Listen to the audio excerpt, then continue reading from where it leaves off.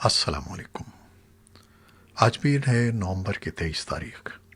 پاکستان میں عصر شام کے 7، بھارت میں 7:30، اور یہاں ہمارے اسٹوڈیوز کی گھڑیوں میں صبح کے 9 بج رہے ہیں۔ وائس آف امریکہ واشنگٹن کی اردو سروس سے میں ہوں خالد حمید، خبروں کے ایک بلیٹن کے ساتھ۔ اسرائیلی میڈیا نے خبر دی ہے کہ اسرائیلی وزیر اعظم بنیامین نیتن یاہو نے اتوار کے روز سعودی عرب کا خفیہ دورہ کیا ہے، جہاں انہوں نے سعودی ولی عہد محمد بن سلمان اور امریکی وزیر خارجہ مائک پومپیو سے ملاقاتیں کی ہیں۔ رپورٹ کے مطابق اسرائیلی وفد میں اسرائیل کی خفیہ ایجنسی موساد کے سربراہ یوسی کوہن بھی شامل تھے۔ رپورٹ میں فلائٹ ٹریکنگ کے ذریعے ایک نجی جیٹ کو تل ابیب سے سعودی عرب کے شہر نیوم جاتے اور پھر واپس آتے ہوئے دکھایا گیا ہے۔ اسرائیلی وزیر اعظم نیتن یاہو کے دفتر سے ایسے کسی دورے کے بارے میں کوئی بیان جاری نہیں کیا گیا ہے۔ ادھر امریکی محکمہ خارجہ کے اتوار کے روز جاری اس بیان میں بھی نیتن یاہو کے دورہ سعودی عرب کا ذکر نہیں کیا گیا ہے، جس میں بتایا گیا تھا کہ امریکی وزیر خارجہ مائک پومپیو نے سعودی ولی عہد محمد بن سلمان سے نیوم میں ملاقات کی ہے۔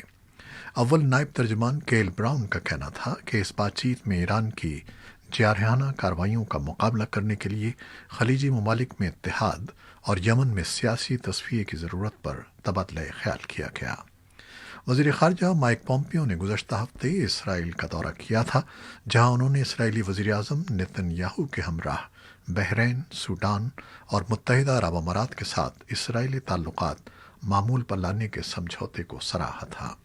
اس موقع پر پومپیو نے سعودی عرب کو بھی اسرائیل کے ساتھ تعلقات معمول پر لانے کا مشورہ دیا تھا۔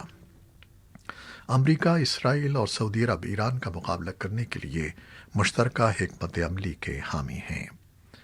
وزیر خارجہ مائک پومپیو نے قطر میں امن مذاکرات کرنے والے افغان حکومت کے وفد اور طالبان کے ساتھ ملاقاتیں کیں۔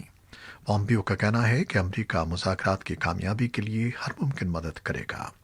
ہفتے کو دوحہ میں پومپیو کی ملاقات ایک ایسے وقت میں ہوئی جب افغان حکومت اور طالبان کے درمیان امن معاہدے کے امکانات نظر آ رہے ہیں۔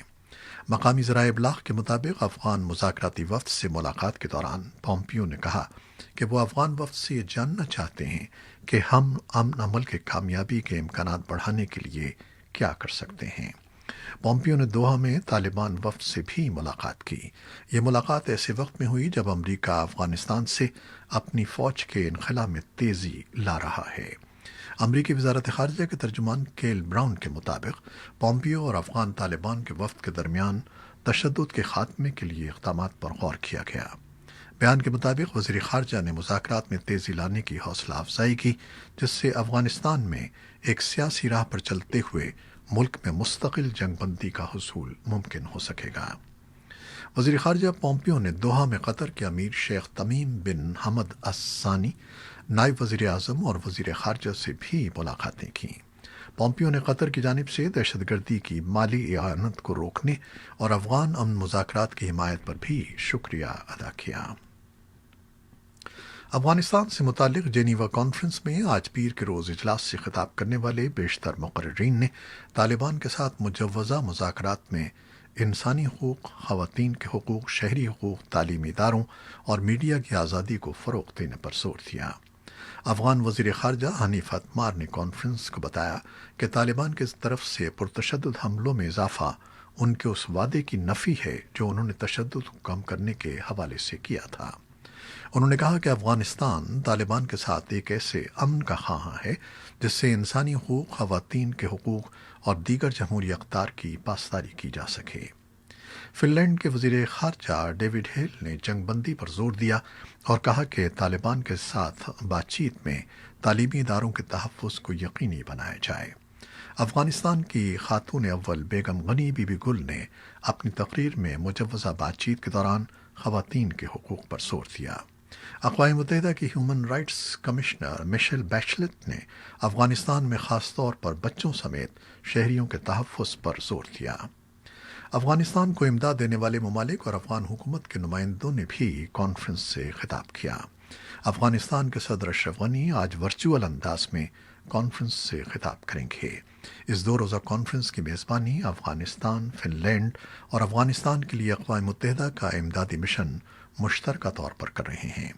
لگ بھگ 70 ممالک اور تنظیموں کے نمائندوں پر مشتمل یہ کانفرنس 6 مرتبہ منعقد ہو رہی ہے، جس کا مقصد افغانستان کے لیے بین الاقوامی امداد کو مربوط کرنا ہے۔ افغانستان میں مفاہمت کے لیے امریکی خصوصی مندوب زلمے خلیلزاد نے پاکستان اور افغانستان کے درمیان نئے معاہدے کا خیر مقدم کیا ہے اور امید ظاہر کی ہے کہ یہ خطے میں امن کا ضامن ہوگا۔ انہوں نے ایک ٹویٹ میں کہا کہ ہم اس سے خوش آمدید کہتے ہیں اور اسے پاکستان اور افغانستان کے درمیان تعلقات میں مثبت پیش رفت سمجھتے ہیں۔ انہوں نے ازبکستان کے عہدیداروں کے ساتھ اپنی ملاقات کی تفصیلات بھی بتائیں اور کہا کہ افغانستان میں امن کا پورے خطے کو فائدہ ہوگا۔ امریکہ کے نو منتخب صدر جو بائیڈن منگل کو اپنی کابینہ میں شامل کیے جانے والے پہلے وزیر کی نامزدگی کا اعلان کریں گے۔ ان خیالات کا اظہار بائیڈن کے ایک مشیر نے اتوار کو کیا ہے۔ دوسری جانب صدر ڈونلڈ ٹرمپ ریپبلکنز پر زور دے رہے ہیں کہ وہ انتخابات میں مبینہ بے ضابطگی کے خلاف قانونی جنگ میں کامیابی کے لیے ان کی حمایت جاری رکھیں۔ وائٹ ہاؤس کے آئندہ chief of staff run clean نے اے بی سی کے پروگرام دس ویک کو انٹرویو کے دوران بائیڈن کی کابینہ میں شامل وزیر اور ادارے کا نام بتانے سے گریز کیا۔ اس سے قبل نو منتخب صدر نے گزشتہ ہفتے کہا تھا کہ وہ نئے وزیر خزانہ سے مل چکے ہیں اور ان کا انتخاب تمام ڈیموکریٹک پارٹی کو پسند آئے گا۔ خبر رساں ادارے ایسوسی ایٹڈ پریس کے مطابق نو منتخب امریکی صدر کی جانب سے وزیر خارجہ کے عہدے پر اینتونی بلنکن کو تعینات کیا جا سکتا ہے۔ بائیڈن کی ورچوئل بریفنگ میں امریکی فوج سے ریٹائر ہونے والے 2 فوجی جنرل، 7 سابق سفارتکار اور سابق نائب وزیر خارجہ ٹونی بلنکن نے شرکت کی۔ 20 جنوری کو حلف برداری سے قبل جو بائیڈن نے ملک کے 46ویں صدر کی حیثیت سے فرائض کی انجام دہی کے لیے تیاریاں شروع کر رکھی ہیں۔ بائیڈن نے کرونا وائرس کی روک تھام اور معیشت کی بحالی کو بڑا چیلنج قرار دیا ہے، جس کے لیے وہ اپنے مشیروں سے مشاورت بھی کر رہے ہیں۔ دوسری جانب صدر ٹرمپ انتخابات میں شکست تسلیم کرنے سے مسلسل انکار کر رہے ہیں اور اتوار کو انہوں نے ایک مرتبہ پھر دھاندلی کے الزامات عائد کیے ہیں۔ صدر ٹرمپ نے حامیوں کو ایک ٹویٹ میں کہا کہ ہم دھاندلی زدہ بیلٹ فراڈ کو ڈھونڈ نکالیں گے، جس کے لیے وہ اپنی کوششیں تیز کر دیں۔ ادھر انتخابات میں دھاندلی کے خلاف صدر ٹرمپ کی قانونی جنگ بھی اب تک بے نتیجہ ثابت ہوئی ہے۔ صدر ٹرمپ کی انتخابی مہم کو انتخابات میں دھاندلی کے الزامات سے متعلق 34 کیسز میں یا تو ناکامی کا سامنا کرنا پڑا ہے یا انہوں نے اپنی درخواستیں ہی واپس لے لی ہیں۔ ٹرمپ کی انتخابی مہم نے کئی ریاستوں میں ووٹوں کی گنتی میں فراڈ اور تاخیر سے ووٹ ڈالنے کے الزامات عائد کرتے ہوئے عدالتوں سے رجوع کیا تھا۔ صدر ٹرمپ کو ریاست پینسلوینیا میں ووٹنگ فراڈ سے متعلق دائر درخواست میں ہفتے کو شکست کا سامنا کرنا پڑا، جہاں بائیڈن نے 81,000 ووٹ کی برتری حاصل کی تھی۔ صدر ٹرمپ نے اس ریاست میں سن 2016 کے صدارتی انتخابات میں ڈیموکریٹک حریف ہلری کلنٹن کو شکست دی تھی۔ 3 نومبر کو ہونے والے امریکی صدارتی انتخابات کے غیر سرکاری نتائج کے مطابق جو بائیڈن نے 306 اور صدر ٹرمپ نے 232 الیکٹورل ووٹ حاصل کیے ہیں۔ بائیڈن نے صدر ٹرمپ کے مقابلے میں 60 لاکھ زیادہ ووٹ حاصل کیے ہیں۔ گروپ آف 20 نے اپنے ورچوئل اجلاس میں کووڈ-19 ویکسین کو تمام افراد تک پہنچانے کے عزم کا اظہار کیا ہے۔ وائٹ ہاؤس پریس سیکریٹری کے ایک بیان کے مطابق صدر ڈونلڈ ٹرمپ نے اتوار کے روز ہونے والے اس اجلاس میں ان پالیسیوں پر زور دیا جو ورکرز اور خاندان کی فلاح کو فروغ دیں۔ بیان میں بتایا گیا ہے کہ صدر نے ان تاریخی کامیابیوں کا بھی ذکر کیا جو امریکہ اور دنیا بھر میں خواتین کو تقویت دینے کے لیے حاصل ہوئی ہیں۔ انہوں نے تمام ملکوں پر زور دیا کہ اس ضمن میں مزید کوششیں کرنی چاہیے۔ پاکستان میں گزشتہ 24 گھنٹوں کے دوران 2,700 سے زیادہ افراد میں وائرس کی تشخیص ہوئی ہے۔ دنیا کے مختلف ملکوں میں نئے کیسز کی تعداد میں مسلسل اضافہ ہو رہا ہے۔ پاکستان میں تعلیمی ادارے 1 ماہ کے لیے بند اور تمام امتحانات ملتوی کر دیے گئے ہیں۔ دنیا کے مختلف ملکوں نے اتوار سے کرونا وائرس ویکسین کی تقسیم کی تیاریاں شروع کر دی ہیں۔ جرمنی اور امریکہ اگلے مہینے سے آبادی کے چند حصوں کو ویکسین دینے کا آغاز کریں گے۔ امریکہ میں ابتدائی منصوبے کے مطابق 12 دسمبر سے چند گروپس کو ویکسین کی خوراک دینے کا آغاز کر دیا جائے گا۔ امید کی جا رہی ہے کہ امریکہ کی فوڈ اینڈ ڈرگ ایڈمنسٹریشن 10 دسمبر کو فائزر کی ویکسین کا جائزہ لے کر اس کی منظوری دے گی۔ دوا ساز کمپنی ایسٹروزینیکا نے کہا ہے کہ اس کی تیار کردہ کرونا وائرس ویکسین کی برطانیہ اور برازیل میں جانچ سے ظاہر ہوا ہے کہ یہ ویکسین کووڈ-19 کو روکنے کے لیے انتہائی طور پر مؤثر ہے اور ویکسین لینے والے مریضوں کو ہسپتال میں داخل ہونے کی ضرورت نہیں ہے۔ اس جانچ کے دوران رضاکار مریضوں کو ویکسین کی 2 خوراکیں دی گئیں۔ پہلی خوراک سے کرونا وائرس کا 90% خاتمہ ہوا، جبکہ دوسری خوراک اوسطاً 70% تک کامیاب رہی۔ ایسٹروزینیکا کی طرف سے جاری کیے گئے بیان میں کہا گیا ہے کہ مزید اعداد و شمار اکٹھے کیے جا رہے ہیں اور ان کا تجزیہ جاری رہے گا، جس سے اس ویکسین کے مؤثر ہونے کی صلاحیت کا زیادہ درستگی کے ساتھ اندازہ ہو سکے گا اور اس بات کا پتہ چلایا جا سکے گا کہ یہ کتنے عرصے تک مؤثر رہے گی۔ آکسفورڈ یونیورسٹی میں بھی ویکسین کی جانچ کے شعبے کے chief investigator professor Andrew Pollard نے ایک بیان میں کہا ہے کہ اس جانچ سے حاصل ہونے والے نتائج سے پتہ چلتا ہے کہ ہمارے پاس اب ایک ایسی مؤثر ویکسین ہے جس سے زندگیاں بچائی جا سکتی ہیں۔ امریکہ اور جرمنی اپنی آبادیوں کے کچھ حصے کو آئندہ ماہ سے یہ ویکسین دینے کی منصوبہ بندی کر رہے ہیں۔ جرمنی کے وزیر صحت نے میڈیا کے نمائندوں سے بات کرتے ہوئے کہا کہ وہ یورپ میں کرونا وائرس ویکسین کی اس سال کے آخر تک منظوری کے بارے میں پر امید ہیں اور اس منظوری کے فوراً مریضوں کو یہ ویکسین دینے کا سلسلہ شروع ہو جائے گا۔ دنیا کے مختلف ممالک نے اتوار سے کرونا ویکسین کی تقسیم کی تیاریاں شروع کر دی ہیں۔ جرمنی اور امریکہ اگلے مہینے سے آبادی کے چند حصوں کو ویکسین دینے کا آغاز کریں گے۔ امریکی دواساز کمپنی فائزر اور جرمن کمپنی بایون ٹیک کے اشتراک سے تیار کی جانے والی کرونا ویکسین 90% تک مؤثر ثابت ہوئی ہے۔ امریکہ میں طبی عملہ جو کرونا وائرس سے سب سے زیادہ متاثر ہوا ہے ان گروہوں میں شامل ہے جن کو سب سے پہلے کورونا کی ویکسین دی جائے گی۔ امریکہ میں کرونا وائرس کی نئی لہر کے پیش نظر امریکہ کے ادارے centre for disease control and prevention نے تھینکس گیونگ کے تہوار پر عوام کے لیے گائیڈ لائنز جاری کی ہیں۔ سی ڈی سی نے عوام سے 26 نومبر کو منائے جانے والے تہوار کے موقع پر احتیاط برتنے کی اپیل کی ہے۔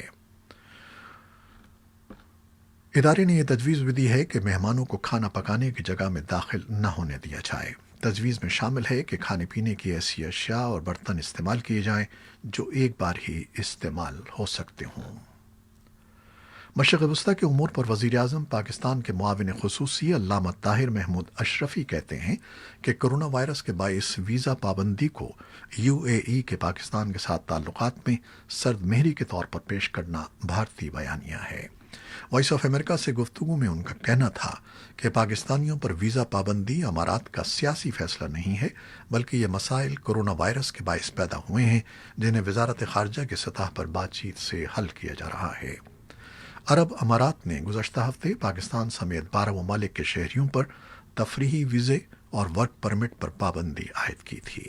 یہ پابندی اگرچہ کرونا وائرس کی دوسری لہر کے تدارک میں لگائی گئی ہے، تاہم تجزیہ نگار اس عمل کو مسلم دنیا میں تقسیم کے طور پر دیکھ رہے ہیں۔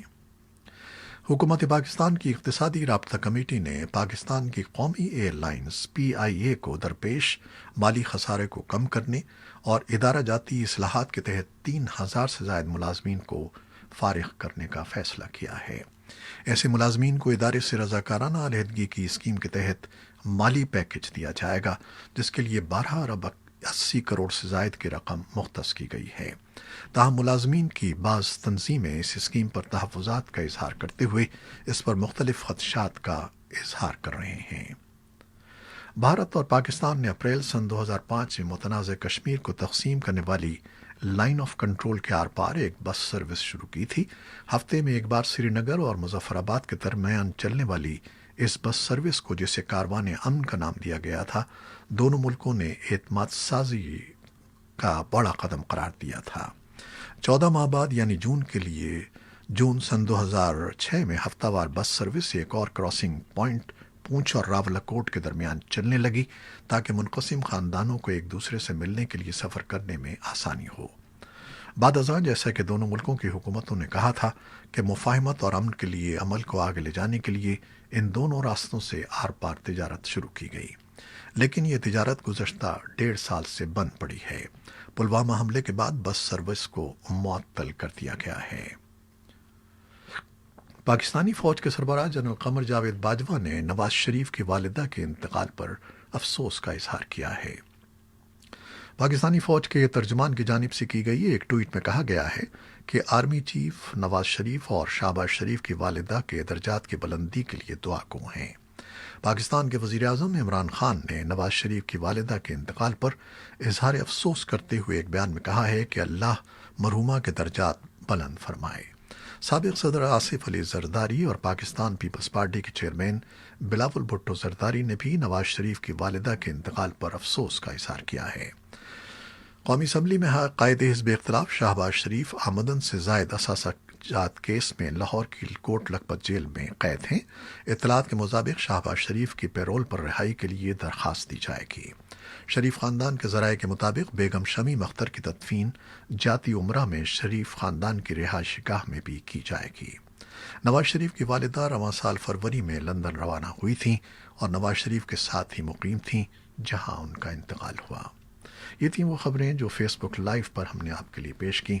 हमारी वेबसाइट और यूट्यूब पर ये बुलेटिन पोस्ट कर दिया जाता है, जिसे आप बाद में भी देख सकते हैं। खालिद हमीद को भी इजाज़त दीजिएगा। अल्लाह हाफ़िज़।